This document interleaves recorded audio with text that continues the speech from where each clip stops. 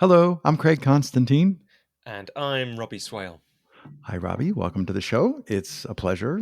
I totally love talking to people. What guesting number am I for 2022? Do you know? Oh, what for me? Yeah, for you. What number is this? I think this is 4. Huzzah! So I get to be number 4. So when we look back at the end of this and people are going, wait, what? I love being able to just cold start. 4, but you'll be, because of the way this podcast works, you'll be 1 in terms of being out and available to the public. Yes, because everybody knows I put these out. These are like hot takes. Which is amazing. What the by way. hell are we talking about? Robbie and I did this conversation at the beginning, going, I feel like we know each other. So the conclusion was that we haven't ever actually talked before. But then what was in my head was, you reached out or posted on LinkedIn very early in 2022 that you were setting a challenge for yourself. So tell me what the challenge is. Yeah, so I set myself the challenge to be a guest on 100 podcasts in 2022, specifically in which to tell the story of my book, which just came out. And there are lots of thank you. There are lots of kind of reasons for that and interesting things about it. Like, one is because I really care about what the story of that book can do, which is I care about people not doing things, if that makes sense. Like, Yeah. I hate it when people I don't hate it, but I know what it's like to feel the pain of having an idea and something you want to do and then not doing it. Sometimes for so long that it passes you by, and sometimes just for a long time until you finally, somehow burst through and do the thing. And yeah, what's the opposite of rage quit? Rage start. It is sometimes though. It's like, I can't fucking stand this any longer. I'm gonna do it, right? And it's like the actual absolutely right, the rage start. That's sometimes what happens. But that doesn't necessarily go well. Like, rage start can have a horrible face plant 10 feet down the road. Just yeah. Although I don't know, like, I kind of think that at least it's out at that point. Like, at least you've done it, and no matter how badly it goes, for me, the creative hell of having something that you want to do and haven't done, for me, it's always been worse than having done it and it gone wrong. Because at least then I showed up and I did something. Otherwise, I'm just some guy with an idea who kind of knows he's letting himself down. So I'd rather have the face plant. I think I say this now, like, let's see. If this episode ends up terribly and we still put it out, we'll see if that was still a wise thing, or or if guesting number 10 was. I can tell you 2 minutes and 50 seconds. This will wind up going out. But anyway, we'll circle back. This is not going to be a stinker. So there's 2 threads in there that I'm like, oh, I have to choose. I think I'm going to pull on, let's talk about the book first, because I think it's important. And you're not out doing the book junket. To me, book junket is when the agents reach out to me and I just summarily delete all emails from people who aren't actually the guest. If you aren't the guest, if you're listening, don't even ask, because my answer is no. But that's funny, just because I do have a podcast as well, and I kind of had that attitude. But then I got so my podcast is a podcast for coaches, and I got a thing from a PR person doing the book junket, or whatever you just called it, and I was about to delete it, and then I read the name, and it was a woman called Marsha Reynolds, and I was like, I better Google her first to find out if she's anyone interesting. And I Googled her, and she's like the Global Guru's number 5 most influential coach in the world, and she was asking to be on my show, and my show was about, I can't remember, like maybe a max 12, 15 episodes in, something like that. And so it was like, it was actually a big watershed moment for me. So now I'm a bit careful. I don't delete. I personally don't delete them straight away. I check that they're not someone like super famous who wants to be on my show. Tim Ferriss, but you don't recognize his name, right? Absolutely. It's like, well, I don't recognize his PR guy's name or whatever the thing's being promoted. And so because of that with Marsha, I now don't delete them. But I do.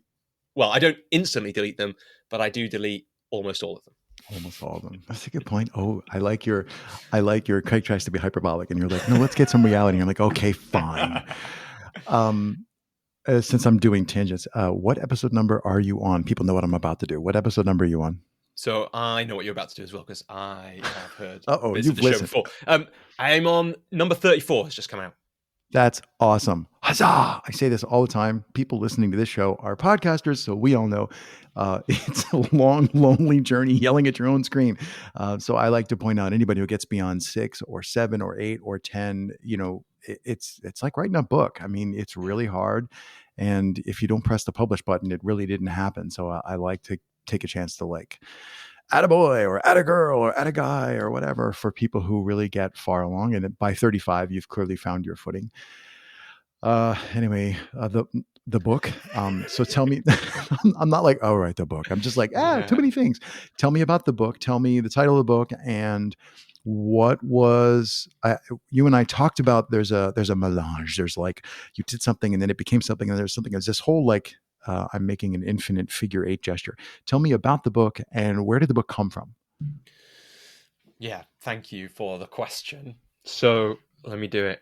Let me tell it how it happened really. So how it really happened was that I was wrestling with basically feeling anxious about pressing the post button on anything, right? I didn't have anything as grand as a podcast or even a blog. I had like a LinkedIn account and a Facebook account and a Twitter account, and even posting like a joke on Facebook, I would find myself like it was like kind of, this was probably like 2016. So it was after Facebook had changed a little bit and it wasn't the kind of cuddly place it had been in the early noughties. It was like already getting it. But I would find my mind going around 10 times about whether to post a joke about the football. How's it going to land, right? And I was feeling anxious the whole time. And I just started a year earlier, probably, setting out on a new entrepreneurial journey. So I was kind of leaving my old work behind and stepping into coaching, which is what I do now. And I kind of knew that I was going to need to be, not need to, but I was going to want to be public in more than I was. And that this thing, and I really didn't want to feel that anxious about pressing post on anything, right? It was unpleasant and 200 painful. words, right? Exactly. It was less like sometimes. And so my coach and I designed a experiment as a way for me to test, can I get through some of this? And the experiment came from the fact, really, that he used to be a visual artist and he used to like painting a series of paintings. And he was like, what if you write a series of articles? And we decided on 5. And I would write them on the train. The next 5 times I got the train from where I live in Southwest London into the center of the city. And that's, and I did that for 5 days. And the game was write while the train's moving, stop when the train stops, proofread it once, post it on LinkedIn. Because no one reads LinkedIn was my reason for choosing that. It turns out a few people did. Some people liked it. Some people, I don't know, they didn't comment on the first 1 or 2, but I think I probably did get a comment on the 3rd or 4th, something like that.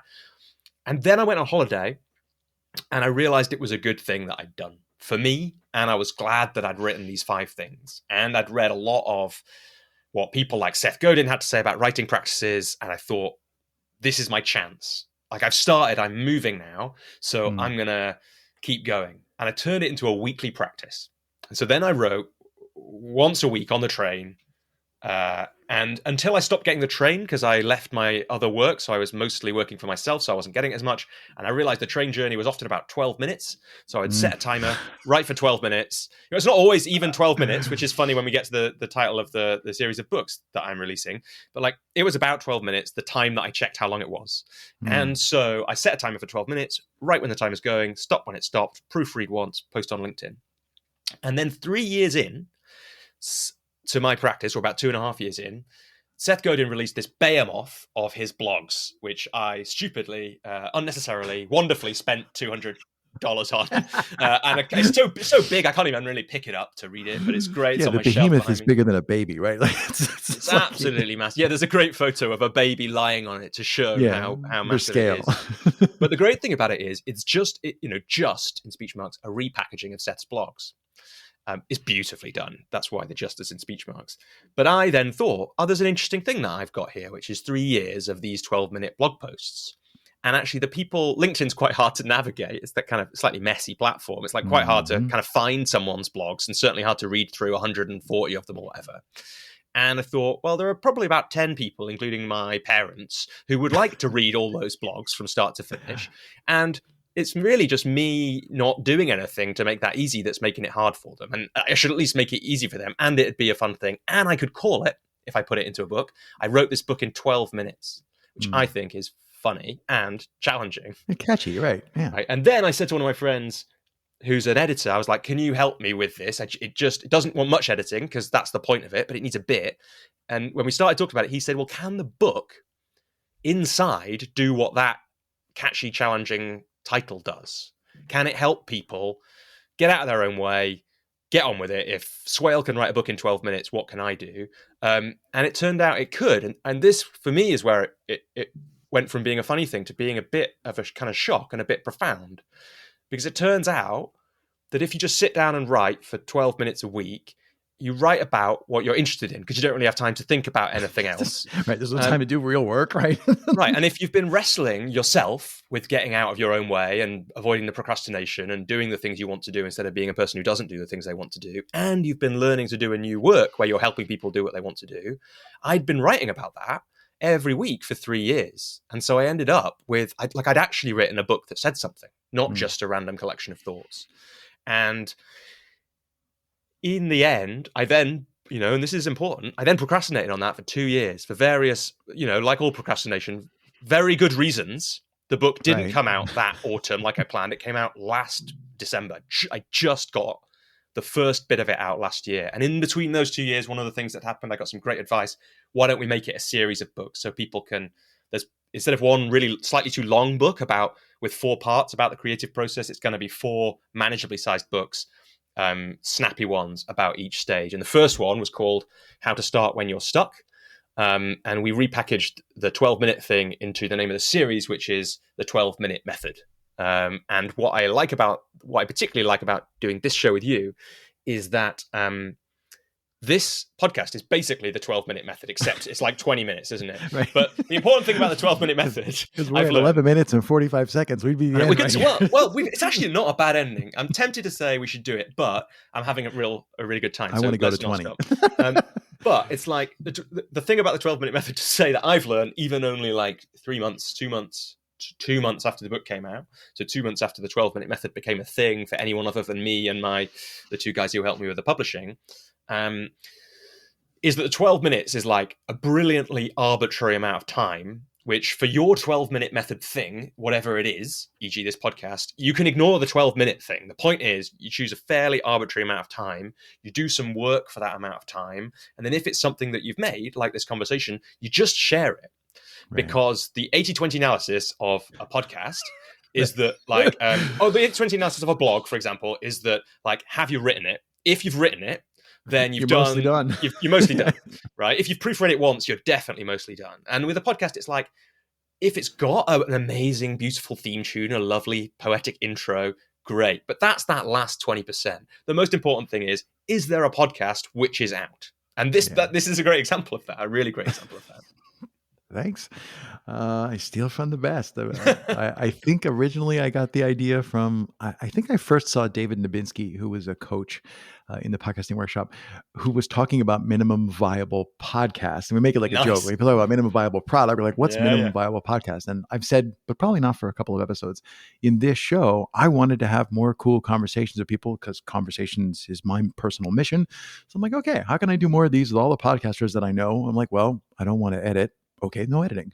I don't want to have the thing in my mind like, oh, I have to finish that. I'm like, okay, that means it's out 4 minutes after I'm done. Like I just kept picking, like I made a list, not literally, but a list of, I want this feature, those are in. I don't want this feature, those are out. And then when I was done, I was like, well, this is going to be a really thin show in terms of production. But those things could have been the reason that you didn't start the podcast, right? For you, absolutely. Because you already had podcasts out there.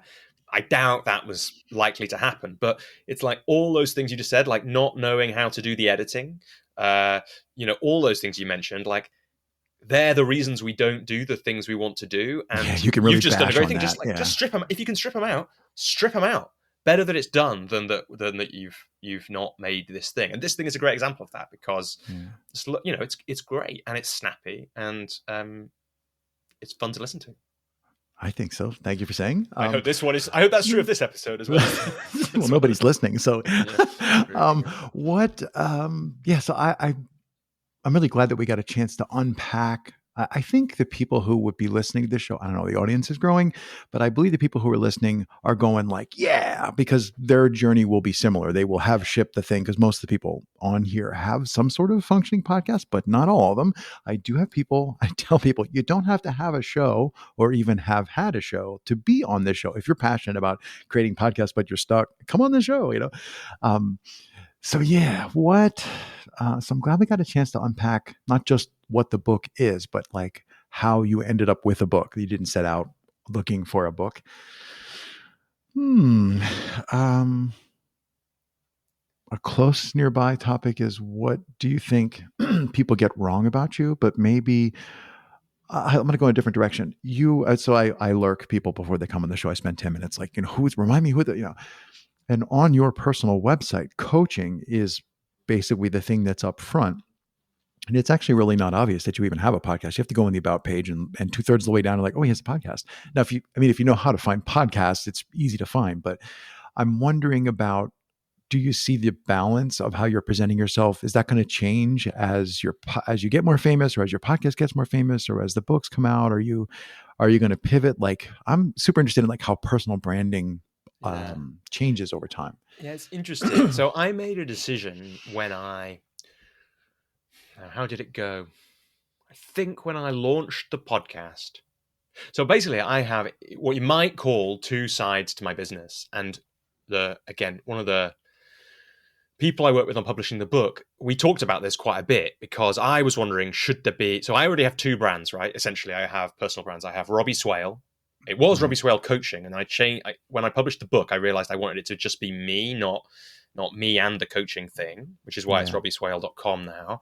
And I have The Coach's Journey, which is the name of my podcast, and a couple of business bits that surround that, like a community for coaches.